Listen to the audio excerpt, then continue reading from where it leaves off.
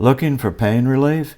There's a new invention called Relax the Pain that uses nanotechnology patches to help relieve pain anywhere in your body within seconds. This isn't some pipe dream product. It's available now and already has thousands of happy users. It's not a cure, but it is relief. I highly recommend Relax the Pain patches. Go to www.relaxthepain.com or click on the link below to get patches for up to 50% off today. Our guest tonight is Mr. Buell Wesley Frazier, author of the book Steering Truth, My Eternal Connection to JFK and Lee Harvey Oswald. After starting at the Texas Book Depository in September of 1963 as an order filler, Buell Wesley Frazier was introduced one day in October 1963 to a new employee who was a former Marine. The new employee was trained by Frazier, and on Fridays he'd drive him home to see his wife and children nearby Buell's home in Irving, Texas. That employee, Lee Harvey Oswald, became infamous after the assassination of John F. Kennedy.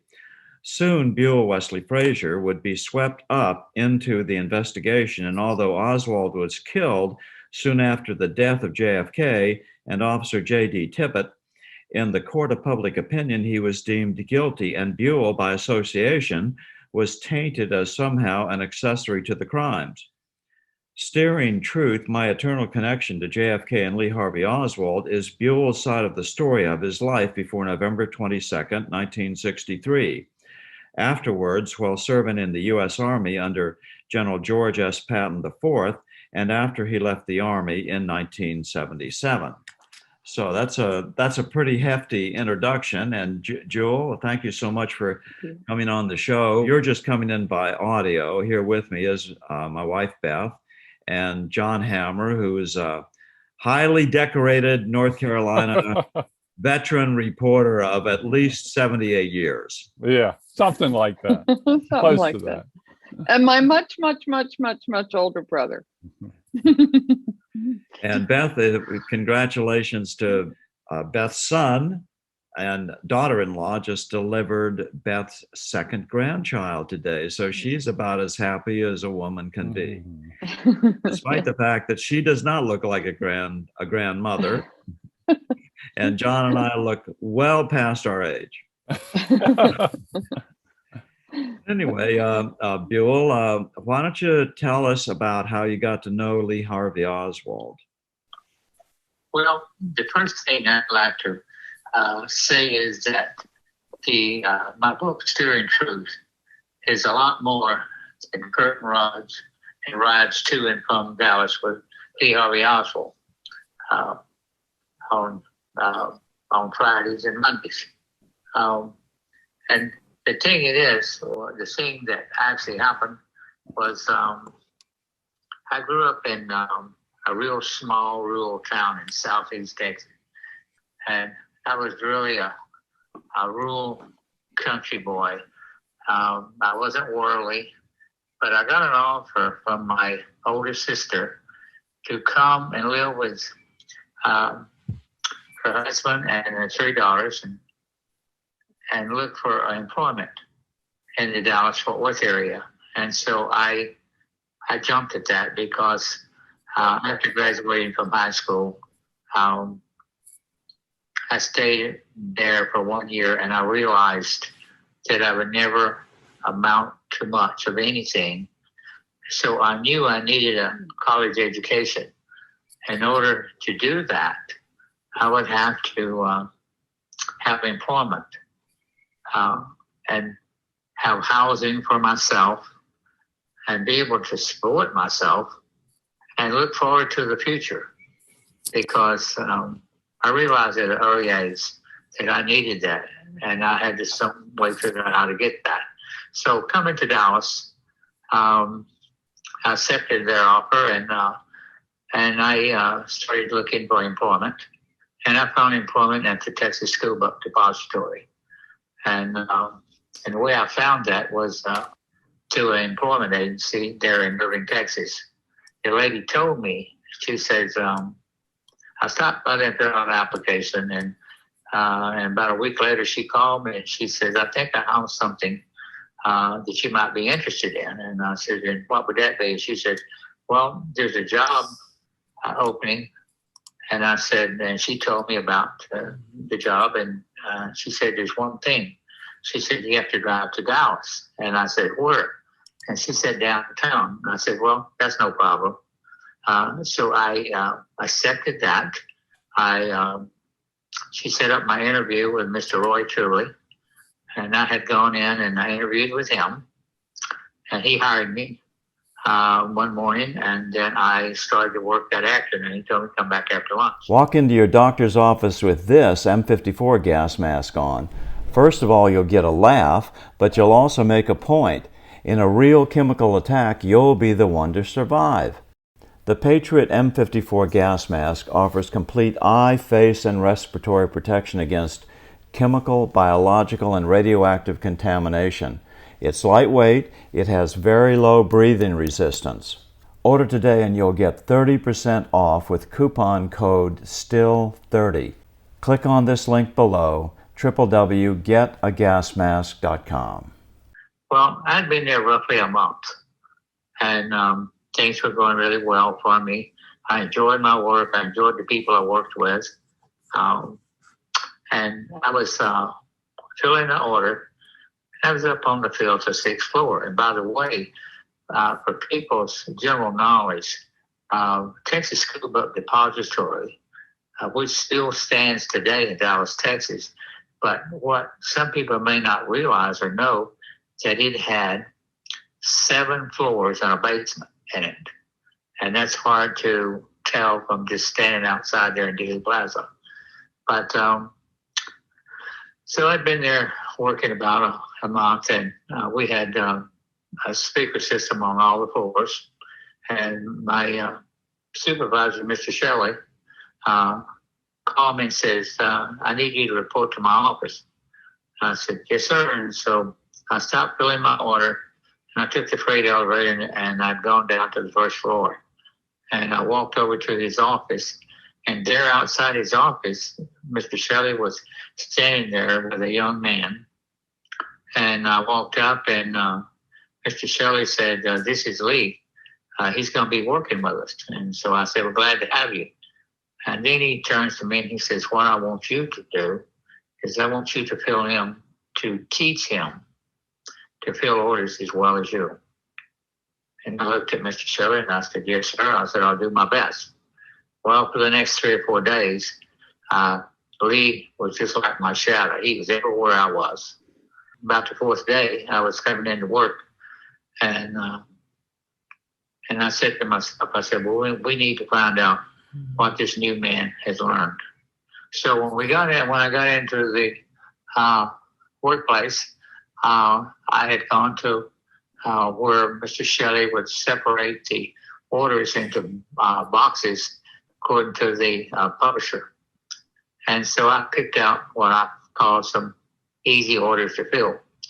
And I put them on a clipboard. Well, Lee was not aware that what I was doing. And then when I turned to him and I said, this is your clipboard. And I said, these are the orders. And I want you to go see if you can fill them. I said, now, if you have a problem, I said, don't panic. Don't worry. I said, we'll see one another. Just find me. And I said, I'll go over the order with you. And I'll explain in detail what you need to do to fill the order. And so when I gave him the clipboard, what I admired about him is he took the clipboard and he started off to fill the orders. Lee was not a talkative person. But that, I mean, he wouldn't come up to you and ask you, say, like on Friday, well, that was in the fall of 1963. He wouldn't come up and say, well, I see the Cowboys are playing whatever team was in that weekend. He wouldn't ask you anything about that. But if you asked him a question, he would always answer you. He was always polite. And the thing I liked about Lee was that he was a quick learner. He learned very quickly. And I know you may have read or heard people say that Lee Oswald was a dummy. That's the farthest thing from the truth. Some of these people have written these stories, never met the man, they never talked to him, and they never had an opportunity to observe him before November 22nd, 1963. Did you like him? Yes, I did. I liked him because he wasn't a slacker. He was always on time, and he never backed down for any challenge I gave him in filling orders. And Was there any? as he learned, I would give him orders that were a little harder to fill than the first ones I gave him the first day, because I was watching him and seeing how quickly he adapted and to the larger orders and the more difficult orders to fill. And I was impressed by the way he handled things. Mhm, mhm. And But- you were 19 at the time, 19, 20? I was 19 years old, a young 19. So he was a little bit socially awkward, but there wasn't anything about him that made you feel like he was going to assassinate the president. No, definitely not. Lee was good-natured. I never did see him angry or anything. And like I said, he was a good worker. He was always on time. He never gave anybody any problems. It was a pleasure to teach him and to watch him grow as an employee. Wow. And you gave him a ride to work. Yes, I did. Now, the first day I met him, we was filling the order and to talking to him, which we didn't talk a lot, but we talked mainly about our work. But I found out that his wife, Marina, was living out in Irving, Texas, with a lady named Miss Bruce Payne. And Marina was living there with Lee, and Marina had one child, and she was pregnant with a second. And Miss Payne lived about a half a block from where I lived with my sister and her husband and three daughters. So on that first day, I told him that if he ever wanted to go out to see his wife, he could ride with me anytime. And so he asked, he said, "Well, can I ride out with you on Friday afternoon?" And I said, "Sure." I said, "Just remind me on Friday that you want to ride out to Irving, where I don't go off and leave you." And so after that, every Friday, he would ride home with me. And His wife and child, and he would visit with them the whole weekend. And I did not see him. Even though I was a young 19-year-old boy, I realized that he was going out to see his family. And I didn't want to take up any of his time. I wanted him to have the full weekend to do whatever he needed to do with his family. Now, I said he rode out with me every Friday, except one. One weekend, he did not ride home with me on Friday. But on the days he did ride home with me on Friday, he would come back with me on Monday morning. And a lot of times I would get in my car and I would be going up the street, and he'd either be walking down the sidewalk toward my sister's home, or I would pull up out in front and I'd blow the horn, and he would come out and get in, and we'd go to Dallas on Monday morning. How many weekends was this that you went with him, that he went with you? Oh, he worked there roughly around a month. He'd have to actually look at the days Mr. Steele to actually see. He started to work there in October. Were they separated? Why were they living? Were they was she trying to get away from him? They were living in separate places.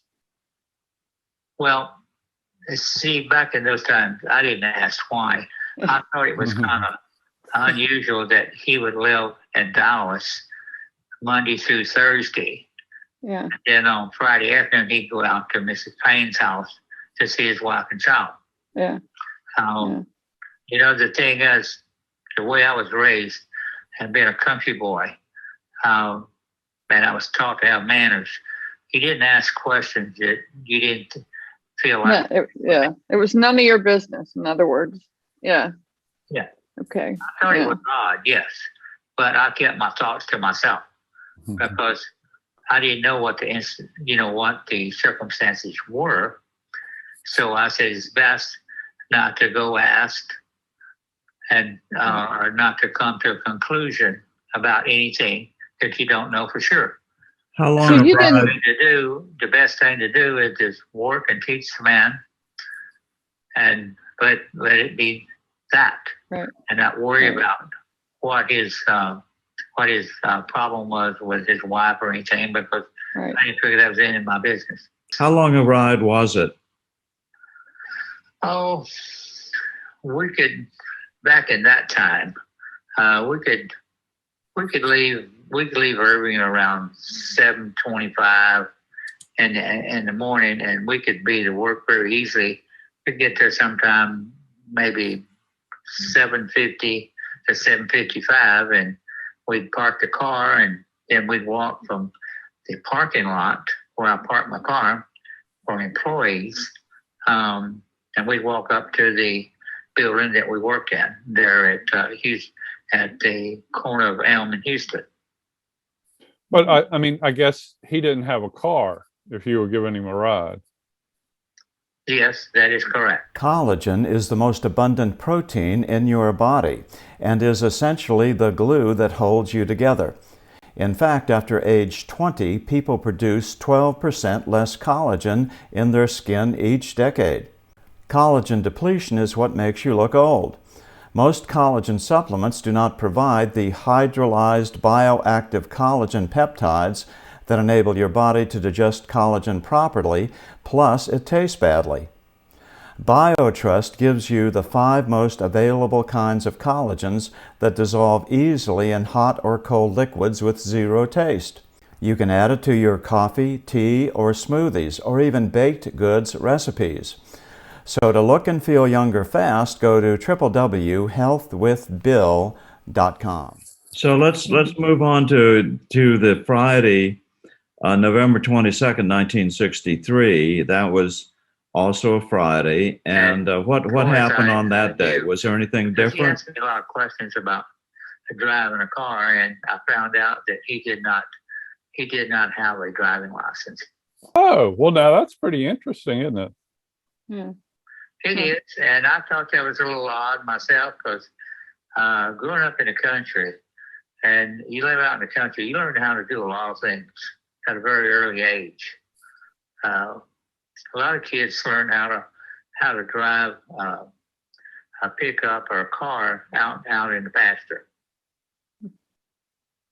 Yeah. Where they live. Yeah. A tractor. Before they get on the road, and they know actually what to do and when to do whatever they have to operate the vehicle safely. So you weren't really friends. You were just, you'd never socialized. You'd worked together and you gave him rides, but you didn't have any kind of real friendship. Like I'd like to answer that. Our relationship with him was just strictly professional at work. We never did anything. Yeah. Even on Fridays, a lot of times the guys would sometimes go somewhere and have a burger and a beer and talk about the week or talk about what they were going to do on the weekend, but we never did any of those things. I just would take him from Dallas out to, and I'd pull up in front of Miss Payne's house, and he'd get out and he'd go in, and I never did see him until Monday morning, and that was fine. And then there was the famous Friday. Was there anything different about him on that day? You're talking about the 22nd, yeah.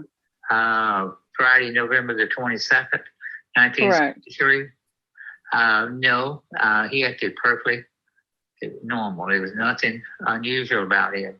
I did notice on that Friday, he did something that he had never done before. He had gotten up and he had walked down to my sister's house, and walking down to my sister's house, he had a package with him, and he put that in the back seat of my car on the passenger side. Well, when he was walking across the street to approaching the home where my sister and her family lived, he was carrying a package. And so my sister saw that, and but she didn't say anything. And so he goes and puts the package in the car, and then he comes around and he looks in the window, the same window she was looking out of, but not at the same time.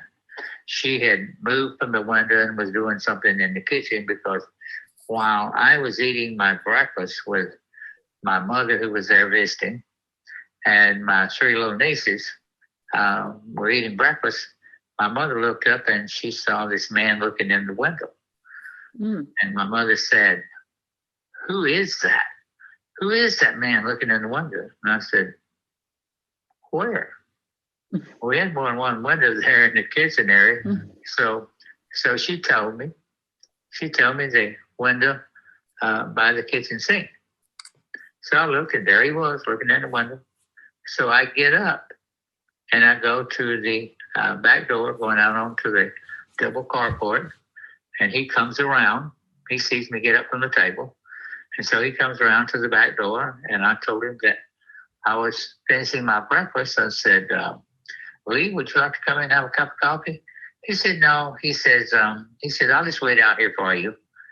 And I said, "Well, it won't be long." But I said, "You're welcome to come in." Well, he stayed out. He stayed out on the carport. So I go back to the table. I finish eating my breakfast. I get up and I go to the bathroom and brush my teeth. And I come back to the den kitchen area. And my sister has finished making my lunch. I always took my lunch every day. And so we walk around and we get in my car, which is outside of the double carport. And as I was sitting down, I glanced over my shoulder and I saw a package on the back seat. So I said, "Lee," I said, "what's in the package?" He said, "Don't you remember? We talked about this yesterday. I came out to Miss Payne's house to get some curtain rods." He says, "Marina has made me some curtains, and I need some curtain rods to put the curtains up in my room at the rooming house." I said, "Okay." Didn't think anything else about it. And so I start up the car, and so we drive off and we go to work. We get over to work. We got there a little early, and so I saw I had a few minutes, so we sat there. I put my car in neutral, and so I was sitting there charging the battery, and so he gets out of the car, and he sees what I'm doing. So he opens up the back door, passenger back door of the car, and he takes out the package, and he stands there for a few minutes. When he realizes what I'm doing, then he turns and starts walking toward the building where we're employed. And so I looked at my watch and I said, "Well, I guess that's enough for the day." And so I get out of the car and I started walking toward the building where we both were employed in. And I never did catch up with him. Usually we walk side by side, but this morning we didn't. And the package he carried, he had one end in the cup of his right hand and the other one under the armpit of his right arm. So I didn't think anything more about it, because he told me what was in the package, and he explained to me what we talked about the day before. And so I said, "Oh, well, he's got curtain rods." And I didn't think anything about it. But that package isn't big enough to hold a rifle, right? That is correct. The package was only around 22 to 24 inches somewhere, maybe give an inch or two there. But later on, many years later, I was working for a company called History of America Tours.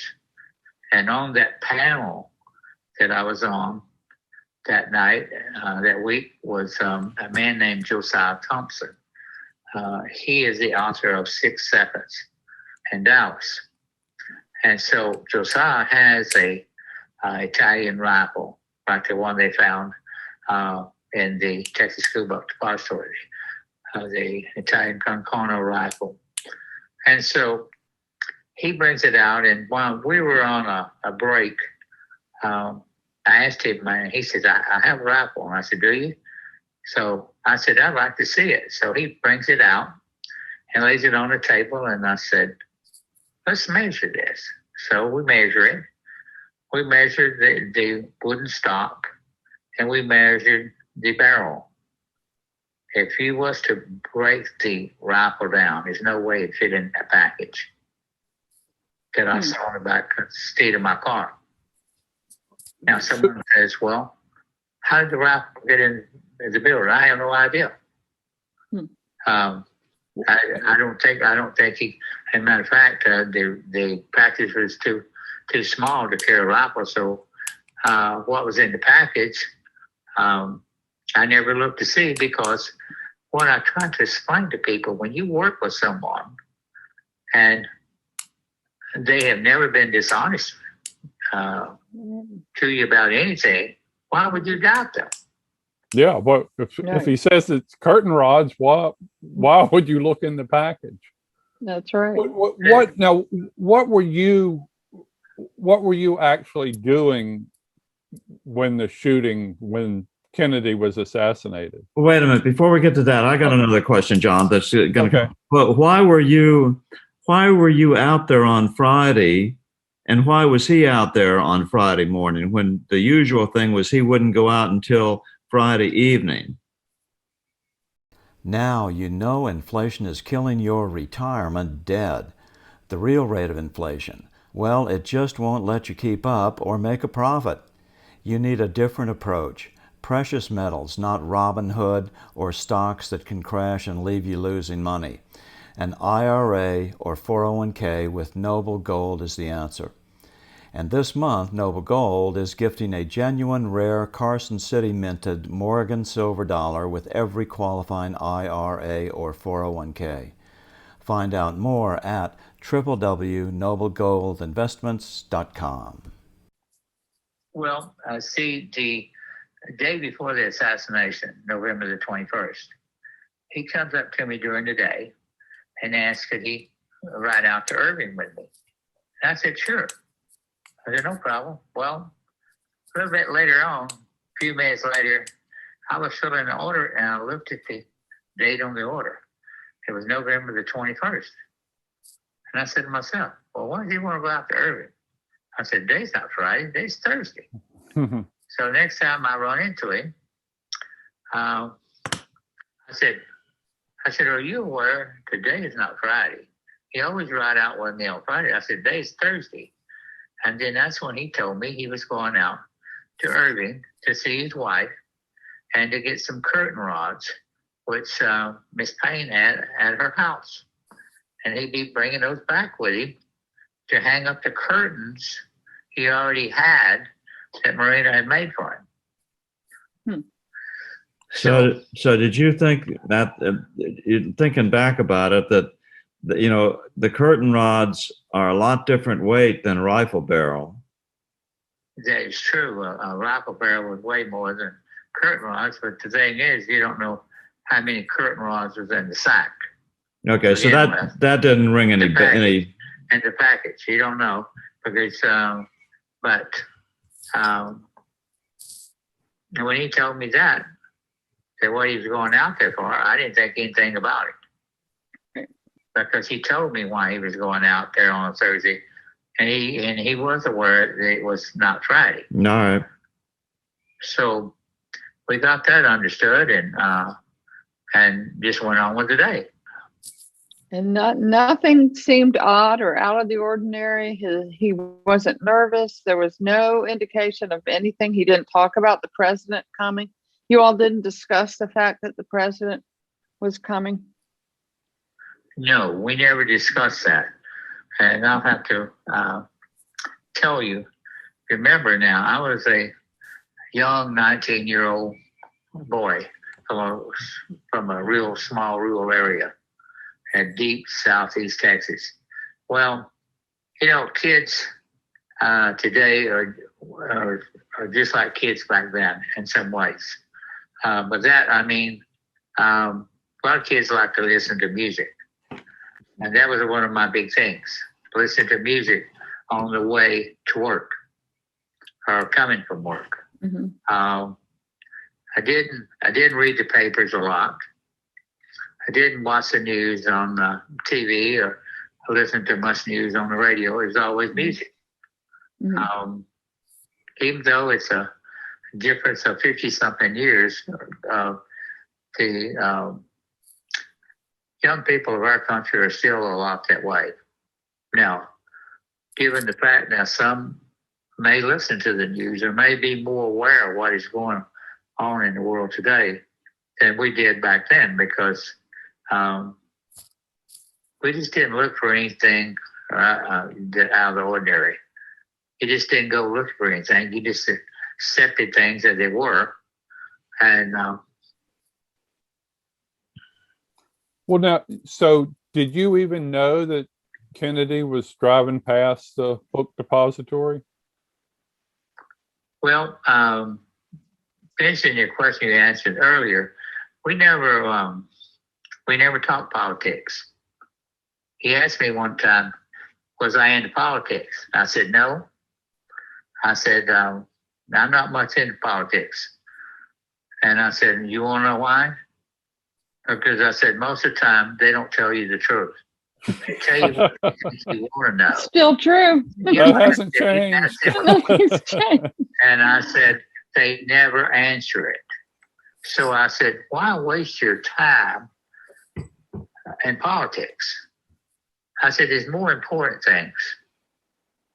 And I said, I'm growing up and I'm trying to adapt to a large city that I said, there's so many things to do.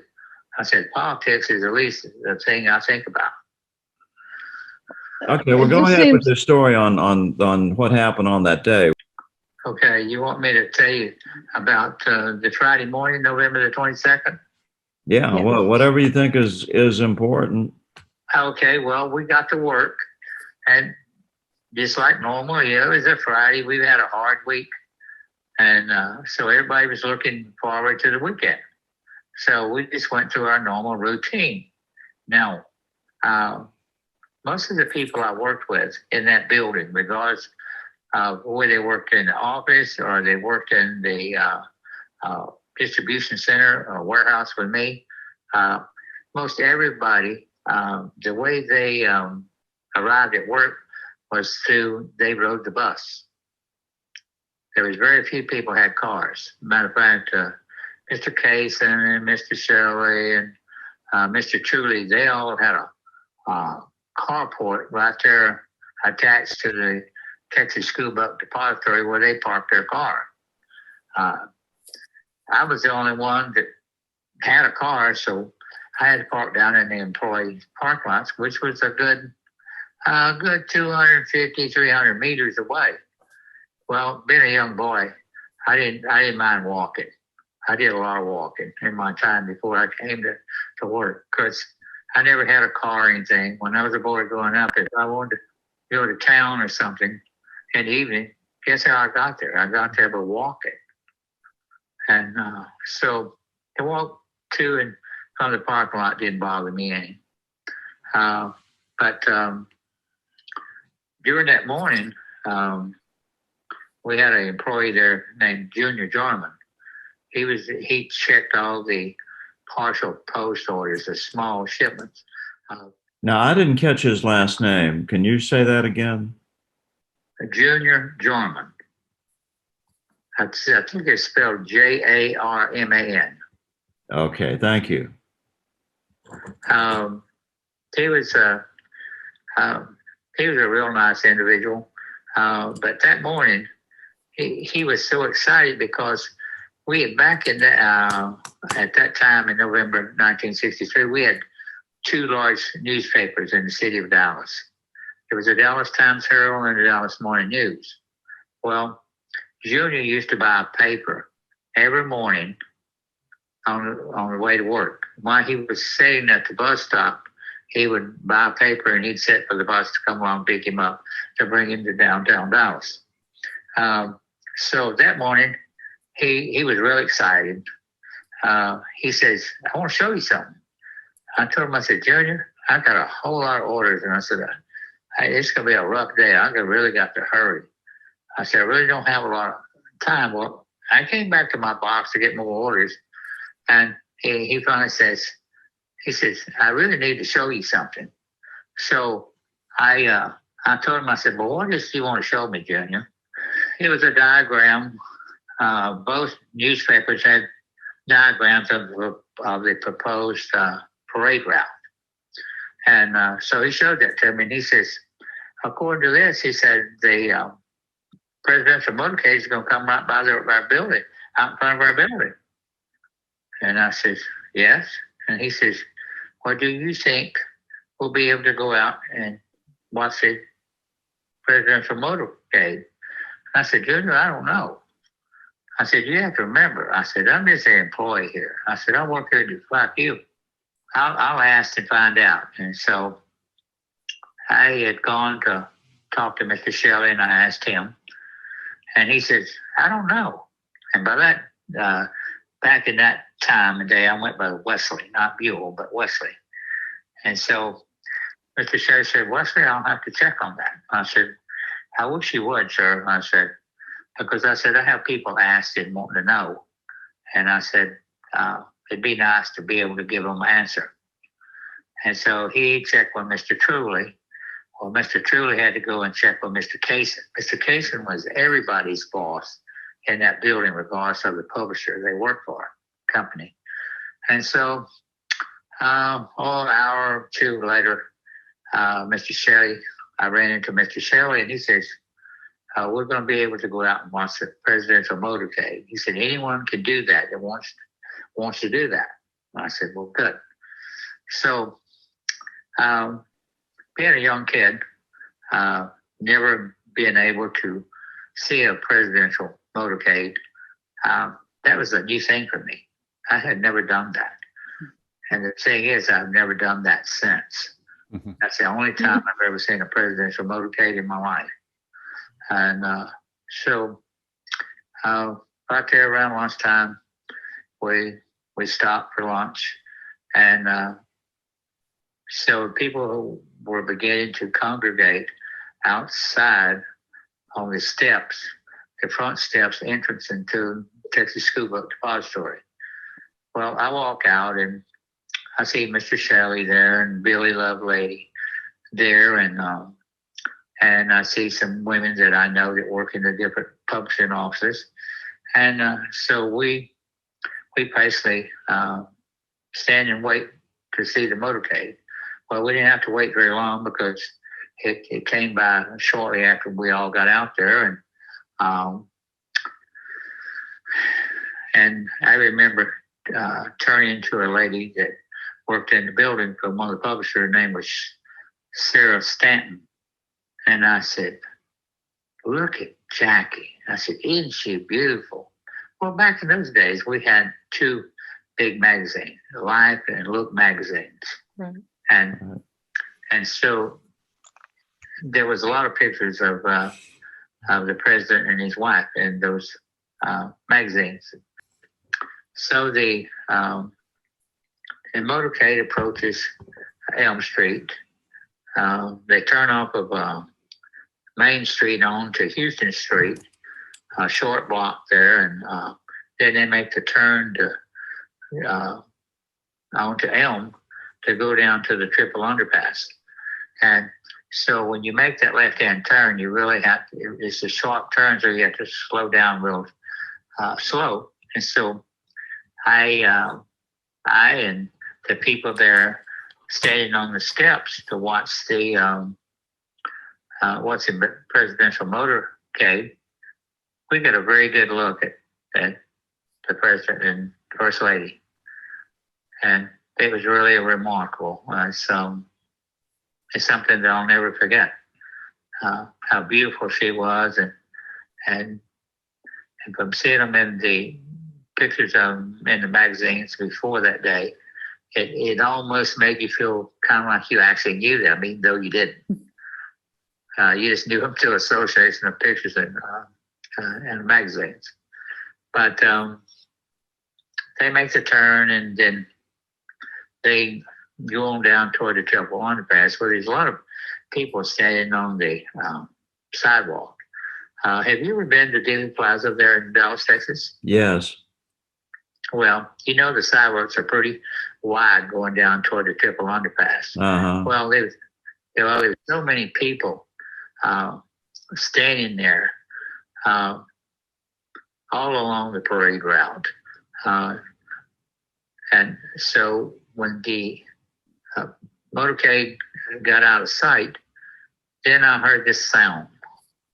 It's a loud sound, and what was going on before they made the turn, they was being led by motorcycle policemen, and they were cutting their bikes on and off, making them backfire.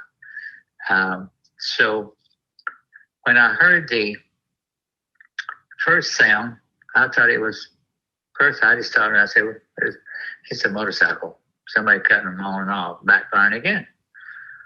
But then shortly after that, there was two more sounds.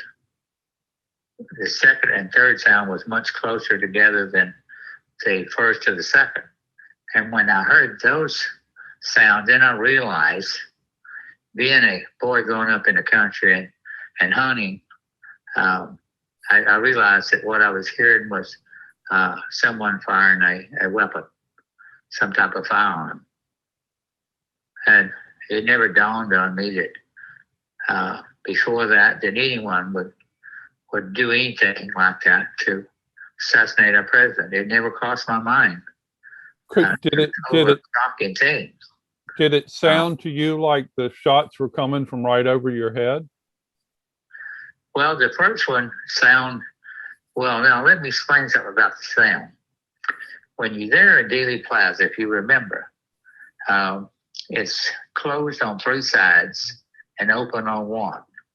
And that time of year in November, with it being cold and the wind swirling, if you hear a noise, it can ricochet off the buildings. It's kind of give a kind of like a effect of being in a canyon.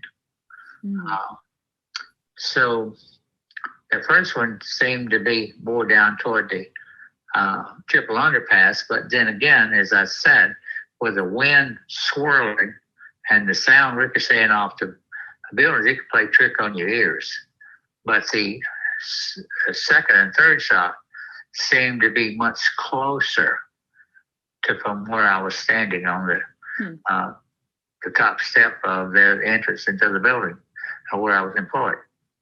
I have a quick question for you. Was Lee down on that steps with you? No. He was up and doing his work. I don't know where he was. All right. Go ahead. Do you think he fired the shots? Knowing Lee and the things I learned about Lee, working with him there a month,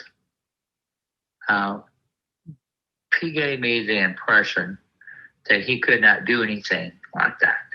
And the reason I say that is just the way that he treated and he talked with me and so forth, his mannerisms. And also, what I didn't tell you was that on Friday afternoon, when he would ride out to Irving with me, all the kids in the neighborhood knew Mr. Lee would be coming. On Friday mornings, I've heard my little nieces at the breakfast table realize it was Friday, and they were happy it was Friday because of two things. That was the last day of the week for school, and then Mr. Lee would be coming to Miss Payne's house on Friday afternoon, and he would play with all the children in the neighborhood. And listening to my little nieces talk about him, how kind he was and how much they enjoyed him. And then my reaction to working with him, I find it very difficult to believe that he could do something like that. Mm-hmm. So when does the next time that you saw Lee after you heard the shots? Are you done with the shots now, or? Yes, I'm done with the shots. So could one of the shots have come from that the grassy knoll over to the right-hand side? Well, that I do not know now. I know there's people that believe that now, but as far as actually being very technical and telling you, yes, that did happen or it did not happen, I do not know the answer to that. Right. All I can tell you is about the sounds I heard, and then describing the area we're in, as I said previously, about it being boxed in on three sides and the wind swirling and the sound ricocheting off the buildings can play tricks on your ears. And I think it did that actually to a lot of people. Not saying that, they don't hear well or that they made a mistake. I would never say that. One of the things that was the way it was. One of the things that's the strangest, probably the strangest thing from the photographic evidence is the black umbrella man who was down on the street. Was that the type of day that somebody would, for some reason, have an open black umbrella? Yes, because that morning it was rainy and it looked like a typical fall winter day, cold, rainy. But then sometime up in the morning, the rain stopped and the sun came out, and it was a beautiful fall day. Well, then why would a black umbrella be opened and closed? That's a good question. That I don't know the answer to that. So you don't think that Lee Harvey Oswald killed the president? Say again, please. You do not think that Lee Harvey Oswald killed Jack Kennedy?